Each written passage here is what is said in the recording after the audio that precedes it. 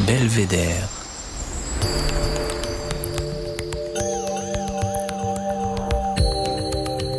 Le podcast du département de l'Isère. Aujourd'hui, nous partons à la rencontre de Solveig Forner et Bastien Clément, les créateurs de la ferme Les Jardins du Chemin au Touvet, qui produisent et vendent en direct une trentaine de légumes de saison en bio. Architectes paysagistes de formation, ils ont finalement choisi de troquer les plantes horticoles pour des plantes comestibles pour s'installer en septembre 2022 dans la vallée du Grésivaudan, sur des terrains loués par la commune dans le cadre d'un PAEN. Alors derrière ce nom un peu barbare se cache un outil juridique très efficace pour préserver des espaces agricoles et naturels en zone périurbaine. Et cela permet notamment à des jeunes agriculteurs, comme Solveig et Bastien, de s'installer. Bonjour Solveig et Bastien, nous sommes donc dans votre jardin de délices, dans un paysage de cartes postales, face à la Chartreuse et à Beldonne. Comment avez-vous atterri ici ? Nous, effectivement, on s'est installé dans le cadre du PAEN en maraîchage bio. On a répondu à un appel à projet de la mairie du Touvet, qui a lancé un appel à projet pour installer des agriculteurs, donc en bio. C'était un des critères demandés par la commune. Et en fait, la commune, elle avait un projet global, elle a construit une cuisine centrale, donc pour pouvoir cuisiner les repas des enfants sur place. Et l'idée, c'était qu'on puisse approvisionner une partie de la cantine en légumes biologiques. Vous avez mis du temps à trouver ces terrains ? Ça faisait trois années à peu près qu'on mûrissait le projet d'installation. On cherchait à s'installer en Isère, parce que moi je suis isérois, je suis originaire de Grenoble, je suis même originaire du Trièves, mais j'ai une partie de ma famille dans le Grésivaudan, du coup je connais bien le coin. Et non, ça a été l'opportunité d'arriver au Touvet, quoi. Ouais, en fait, c'est sûr que quand on cherche du foncier agricole, si on n'a soi-même pas dans la famille des terrains disponibles, etc., souvent on atterrit un peu où on peut. Mais du coup, ouais, c'était une belle opportunité. Ces terrains correspondaient vraiment bien à notre activité de maraîchage. Nous, on a du coup, on va dire deux îlots, deux parcelles qui nous ont été mis pour lesquelles du coup on est locataire. La mairie, pour l'instant, est restée propriétaire du foncier. Et donc, on a un premier îlot sur lequel on cultive qui fait 2,5 hectares et sur lequel on a installé nos serres, nos tunnels, etc. Et on a un deuxième îlot qui fait grosso modo 1 hectare et sur lequel on fait la vente en direct, la vente à la ferme de nos légumes. Voilà. Est-ce que vous avez dû faire évoluer votre projet initial pour s'adapter à la demande de la commune ? On recherchait du foncier pour s'installer en maraîchage bio et vente directe. Ça, c'était déjà notre projet de base. Ce qui a un peu évolué, c'était le fait de pouvoir répondre au projet de la cantine. On a adapté notre projet, mais ça nous correspondait bien aussi. Et puis, c'est chouette de pouvoir amener des légumes aux enfants. Et la part de l'approvisionnement de la cantine, qu'est-ce que ça représente alors aujourd'hui ? C'est un gros projet là, qu'a mené la commune pour créer cette cuisine. Et du coup, c'est un projet qui a mis aussi du temps à se mettre en place. Donc, on va dire que nous, on a démarré un peu plus vite que la cuisine. Parce que nous, on a commencé à cultiver alors que la cuisine n'était même pas encore construite quelque part. Aujourd'hui, la cuisine, elle est inaugurée, elle est en fonction. Ils ont dû recruter aussi, ils vous le diront mieux que nous, mais un cuisinier, une équipe qui sait aussi cuisiner. Aujourd'hui, là, on est sur les premières livraisons de légumes. Donc, on n'a pas encore... ça a vocation à se développer, à augmenter, mais aujourd'hui c'est une petite partie de notre production, quoi. Modèle économique, oui, on a imaginé que ça pouvait être une source de vente, une part du chiffre d'affaires qui est assez importante. Nous on l'avait estimé à environ entre 25 et 30%. Ça c'est dans l'idéal. Et sinon la vente directe, ça marche bien, parce que je crois que c'est la base du projet. La vente directe, oui, ça se passe bien. Nous, pour l'instant, on a 3 manières de vendre en direct. On livre des AMAP, donc c'est un système de panier. Donc AMAP, ça veut dire Association pour le maintien d'une agriculture paysanne. Donc on livre 3 AMAP, puis là on va en avoir une 4e cette année, ce qui représente à peu près une centaine de paniers, un peu plus, entre 100 et 150 paniers. Et on fait de la vente à la ferme, donc la vente en direct le lundi soir. Et là, ça représente, il y a environ une 50aine de personnes qui passent le soir. Et sinon, on fait aussi de la vente à des magasins, c'est plus ponctuel, des commandes, on va dire. Donc, vous avez fait une formation d'architecte paysagiste à la base. Qu'est-ce qui vous a donc motivé à choisir ce métier pas si facile pourtant d'agriculteur ?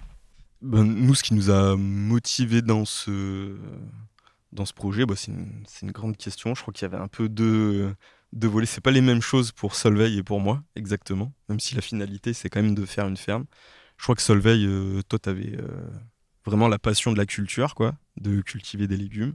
Et moi, c'était plus le projet en soi, de faire exister une ferme, qu'elle existe sur un territoire, qu'elle soit viable, effectivement. Puis surtout qu'on est dans un beau cadre. Et du coup, il y a aussi une valeur, dans le sens où le prix d'une botte de carottes ou d'une salade, vous soyez au fin fond de la Corrèze ou dans des beaux quartiers autour de Grenoble ou de je sais pas quelle ville, c'est à peu près le même prix, quoi, grosso modo. Du coup, ça nécessite pour nous de faire de la vente directe pour mieux valoriser nos légumes, déjà. Après, les consommateurs, ils s'y retrouvent vraiment sur les prix et sur la qualité. Donc nous, c'est les retours qu'on a eus et c'est pour ça que c'est un bon démarrage, quoi. On est optimiste. On est au-dessus de nos prévisions, quoi, qu'on avait estimées avec la Chambre d'agriculture lors de l'installation. Donc c'est chouette. Il faut qu'on vende en direct le plus possible et après qu'on gère nos investissements, quoi.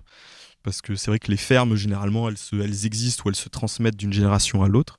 Mais quand on doit tout créer, parce que nous, du coup, les terrains, c'était des prêts, quoi. On doit créer toute l'infrastructure, ça représente vraiment des investissements. Et du coup, il y a une stratégie aussi à mettre en œuvre dans la création de l'outil de travail. Donc nous, à la fois, on a fait le choix de pas surinvestir, et en même temps de se doter quand même d'un outil de production qui nous permette de produire quand même des légumes en quantité pour être présent sur le territoire, pour nos clients, pour nos AMAP, etc., quoi. Donc voilà, on essaie de trouver le juste milieu. Là, on commence la 3e année, et en gros, on essaie pour la première fois de verser un salaire à un de nos deux associés, quoi. Et aujourd'hui, on a embauché aussi une apprentie, qui est là, c'est un équivalent de 80%. Il y a Amandine qui nous fait un petit sourire là-bas, elle est en train de faire les semis de tomates, voilà. Et en pleine saison, on a également généralement 1 ou 2 saisonniers qui viennent ponctuellement dans la semaine donner un coup de main, travailler. On génère aussi de l'emploi. Vous n'avez pas eu de mal à recruter ? On a de la chance d'être sur un territoire dynamique où du coup déjà il y a du monde, et nous sur notre département on a en tout cas un centre de formation qui est à côté à Saint-Imier qui forme des maraîchers, les maraîchers bio aujourd'hui là qui se forment un peu les nouvelles générations. On est quand même pas mal en réseau, quoi, parce qu'il y a un peu un idéal là commun qui nous anime, et du coup on se voit pas tant comme des concurrents, mais on essaie de se dire quand même qu'on est collègues, qu'on est tous dans le même bateau. On s'échange pas mal, on se fait des visites de ferme entre nous, on essaie de se donner un peu des coups de main s'il y a des pépins techniques, etc. On a l'occasion de recevoir parfois des stagiaires et qui nous ont aussi remplacés, parce que l'année passée, en année 2, on a eu la chance d'avoir notre premier enfant aussi. Du coup, on a pris un congé maternité et paternité. Il fallait qu'on puisse être remplacé. Nous, en tout cas, on n'a pas de problème, en tout cas, pour l'instant, de main-d'œuvre. Voilà. Alors, le PAEN, c'est aussi un outil qui permet aux communes et aux intercommunalités de financer différentes actions pour valoriser leurs agriculteurs. Notamment, là, ça s'est traduit par l'édition d'une série de cartes postales qui présentent les agriculteurs de la commune. Oui, la commune du Touvet, pendant notre période d'installation, avait créé un concept où en fait ils éditaient des cartes postales qui étaient distribuées aux habitants de la commune. Et sur chaque carte postale, en gros, ça présentait un producteur local, quoi. Il y avait autant des producteurs de noix, de fruits, de spiruline, que des maraîchers. Et c'est vrai que sur la commune, en plus, on est du coup actuellement 3 maraîchers bio. Tout le monde avait sa petite carte postale dans la boîte aux lettres, intervalles réguliers, etc. Et des personnes, oui, sont venues au marché, parce que il y avait toutes les informations sur les fermes à chaque fois, et notamment les points de vente avec les localités, les horaires. Et nous, c'est vrai qu'il y a des personnes qui nous avaient remarqué par ces cartes postales, ouais, c'est chouette. Et ce qu'on peut dire, comme vous nous parliez des financements liés au PAEN, ce qu'on peut dire, c'est que sur notre parcelle, la commune avait eu des aides pour nous financer un forage pour avoir accès à l'eau. Et donc, je crois que c'était avec des aides du département, notamment. Et sur la parcelle sur laquelle on fait la vente, c'est une parcelle sur laquelle il y a eu aussi un peu une conversion d'usage. C'est une parcelle qui avait été prêtée pour des dépôts de bois, des choses comme ça. Et du coup, ils ont une subvention pour la remettre aussi en état de culture agricole, quoi.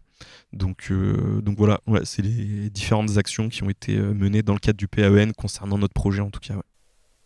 Et maintenant, dites-nous où trouver vos légumes. Et donc, pour trouver nos légumes au Touvet, notre parcelle de vente se situe à côté de l'échangeur autoroutier du coup de la sortie du Touvet. Donc, en direction du Touvet, c'est juste à gauche, en face de la petite pépinière alinéa vert. Voilà, au bord du chemin de l'Empereur. Après, on distribue du coup toutes les semaines des paniers dans les AMAP Sainte-Marie d'Alois, l'AMAP de la Loi, l'AMAP à la tronche qui s'appelle AMAP Petite Tronche, l'AMAP de Grenoble au bar Le Tranquillou qui s'appelle l'AMAP Les Abeilles, et enfin l'AMAP de la MJC des Eaux Claires qui s'appelle les Agrigouteurs. Alors, dernière question que l'on pose à tous nos invités. Quel est votre belvédère en Isère? Vous avez le droit d'avoir chacun le vôtre. Alors moi, mon belvédère en Isère, c'est le Fort Barreau, parce qu'il a une jolie position de promontoire et qu'on a une super vue, et que quand il fait beau, on peut même voir le Mont Blanc, c'est assez chouette. Et pour être chauvin, moi, mon belvédère, c'est à la ferme, là, parce qu'on est en plein milieu de la plaine du Grésivaudan. Et c'est intéressant parce que c'est un belvédère en point bas, parce qu'on est comme dans un cirque, on est entouré par tous les massifs. Quand il y a une belle vue, on voit jusque le Vercors. Et je trouve que ça offre des lectures différentes du paysage, parce que du coup, on voit avec la Chartreuse toute l'érosion, on a une lecture de l'ère glaciaire, etc. On voit toute l'érosion. Et jusqu'à la plaine, on imagine le cours de l'Isère qui a serpenté pendant des milliers d'années là-dedans, et qui nous donne une belle terre aujourd'hui. Donc c'est un peu, je trouve que c'est un beau belvédère. Ouais. Belvédère avec Solvay et Bastien au Jardin du Chemin. C'est fini pour aujourd'hui. On espère que ça vous aura donné envie de goûter leurs délicieux légumes. Cet épisode a été réalisé par Véronique Granger avec Annick Berlioz à la prise de son. Le mixage est signé Scadi & Co d'Émilie Vadel. La musique est de Denis Morin de Vague Imaginaire. Si vous avez aimé, nous vous incitons à vous abonner sur le site isère.fr, page podcast Belvédère, et sur toutes les plateformes de podcast. Vous trouverez aussi toutes les coordonnées de la ferme Les Jardins du Chemin. À bientôt. Belvédère.